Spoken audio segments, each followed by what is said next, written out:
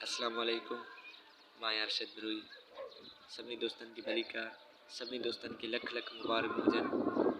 अॼु रमज़ान मुबारक जो महीनो शुरू थी चुको आहे ऐं पहिरियों रोज़ो पाकिस्तान में रखियो वियो आहे। अॼु सभिनी दोस्तनि खे रमज़ान जो एहतराम जी अपील कजे थी त रमज़ान मुबारक में म्यूज़िक गाना वग़ैरह न ॿुधो ऐं गुनाहनि खां पासो कयो, कुरान पाक जी तिलावत कयो, नमाज़ पढ़ो, ख़ुदा जे मखलूक सां सुठो रवैयो रखो। दोस्तों, ज़िंदगी ॿिनि ॾींहंनि जी आहे।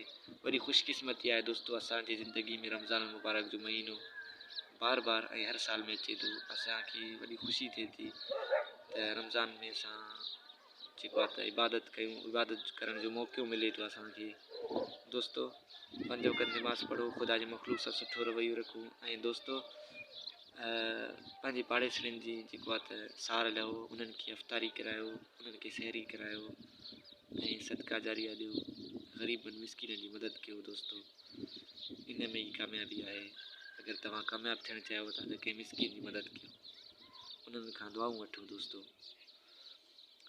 ॿिया सभु ख़ैरनि दोस्तों, अल्लाह तव्हांखे ख़ुशि रखे, जिते हूंदो ख़ुशि हूंदो, आबाद हूंदो। दोस्तों।